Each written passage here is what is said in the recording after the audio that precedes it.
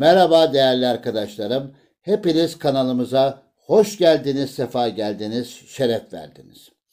Arkadaşlar, bugünkü konuma geçmeden evvel bir iki arkadaşım bana Messenger'dan, sosyal platform diyeyim, oradan bir iki tane formasyon videosu isteyen arkadaşımız oldu. Ama istedikleri videolar, formasyon dizilişleri bizim oynatma listemiz içinde olduğu için kendilerine cevap verememiştim değerli arkadaşlar. Siz lütfen sizin destekleriniz olursa yorumlara yazınız. Formasyon videolarımız aynı sıklıkta devam edecek. Artık kanalımızın bir idolü oldu onlar. İlginize, alakanıza ayrıyetten çok teşekkür ediyorum. İyi ki varsınız değerli kardeşlerim.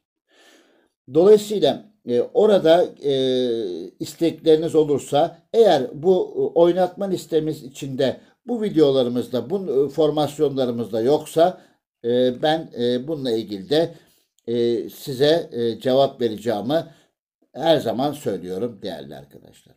Arkadaşlar bugünkü konuma geçmek istiyorum. Şimdi ilk yarı aşağı yukarı bitti diyelim. Bitti sayılır. İlk yarıda takımımız ne yaptı? Katıldığımız kulvarlardaki durumumuz ne? Yol bizi nereye götürüyor? Şartlar bizi nereye götürüyor? Bununla ilgili bir video yapmak istedim değerli arkadaşlar. Aslında birazcık da zaman kazanıyorum.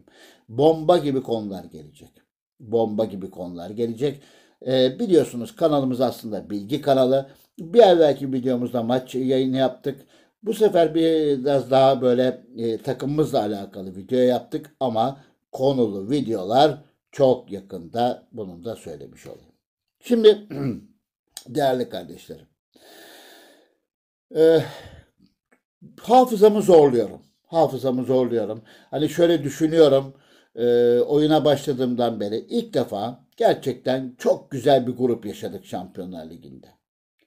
3 takımda gördüğünüz gibi 12'şer puanda grubu kapattık arkadaşlar. Güçlerimiz birbirine denkti ve yakındı. Bir evvelki videomuzda şu maçı ben sizlerle paylaşmıştım. Hatırlarsınız değerli arkadaşlar. Güzel bir karşılaşma olmuştu. Sistemin bazı azizliğine geldik diyelim. Neyse yani bu şekilde devam etmiştik. O maçta ben şunu sarf etmiştim. Belki Şampiyonlar Ligi için bizim için daha zor olabilir. Kendimizi biraz Süper Lig'e evrilebiliriz diye cümleler kurmuştum. Ama o günden sonra şartlar bizi öyle şekilde getirdi ki beklemediğimiz bir şekilde grubun liderliğini aldık. Yani biz grubu 3. düğünü hedefleyip de Süper Lig'e devam etmenin hani belki o daha rahat olur diye düşünürken grubun liderliğini aldık. Bu şekilde bir yol çizdik. O takımla bir daha oynadık. 3-1 kazandık. Sonra zaten grubun 0 puanlı tek takımı olan takımını oynadık. Ha, bu 0 puanlı takım da aslında çok kuvvetsiz değil arkadaşlar. Çok kuvvetsiz değil. Bunu da belirteyim. Ve son olarak arkadaş listemizdeki olan bu takım aslında ilk 3 maçını daha doğrusu pardon ilk 4 maçını kazanmıştı. Belki de grubu lider bitirecekti. Biraz da ona güvendi belki de. Garantiye aldım ben grup liderliğini diye düşündü. Ama son 2 maçta öyle şeyler oldu ki değişti her şey. Arkadaşlar bir arkadaşım bir yorumu vardı yanlış hatırlamıyorsam. Şimdi ben aslında o zaman grubu 3. bitirebilirdim. Son kalan maçlarımı rezerv takımla çıkardım, yedek takımla çıkardım ama bunu yapmadım. Ben bunu doğru bulmuyorum arkadaşlar. Yol sizi nereye götürüyorsa, talihiniz ve kaderiniz sizi nereye götürüyorsa oraya devam etmek lazım. Aynı ciddiyette. Ha, olur ya da olmaz. Evet, Şampiyonlar Ligi daha zor. Tabii ki eleme gruplarında çok zor rakipler çıkacak. Ama ben o zaman takımı düşürüp de 3. olarak bitirseydim belki Süper Lig'de de ilerleyemeyebilirdim. Dolayısıyla kaderiniz nereye götürüyorsa aynı şekilde gitmekte fayda var değerli arkadaşlar. Şimdi şurada gördüğünüz gibi Şampiyonlar Ligi'nde Gördüğünüz gibi arkadaşlar. Bakın bir alt takımla şey yaparsak attığımız eşit. Yediğimiz eşit. Averajımız eşit hale geldi. O zaman ne oldu? Tabii ki aramızda oynadığımız karşılaşmalar ön plana çıktı. Dolayısıyla 3-1 gruplarda deplasmanda mağlup olmuştuk. Kendi evimizde 4-0 yenince dolayısıyla 3-1'e 4-0 grubun liderini aldık. Yani biz grubu 3. hedeflerken grubun lideri olarak çıktık. Tabii ki eleme gruplarında önümüze çok zor rakipler tabii ki çıkacak. Bunu da zaten bekliyorum değerli arkadaşlar. Şimdi buradan müsaade ederseniz lige geçelim. Arkadaşlar ligi de zaten bir evvelki videoda çok kısa olarak göstermiştim. Başlangıç olarak çekişmeli bir lig geçeceğini söylemiştim. Evet, hakikaten de öyle geçiyor. Şöyle söyleyeyim değerli arkadaşlar. Şöyle göstereyim. Şu 5 takım için söyleyeyim. Gerçekten at başı çok çekişmeli geçiyor. Biz bunlarla oynadığımız karşılaşmalarda kayıp yaşamadık. Ama onların kendi aralarında oynadığı karşılaşmalarda bazı dengelerde değişimler oldu. Beklenmedik skorlar oluştu. Dolayısıyla bizim şu anda en yakın rakibimize 3 puan.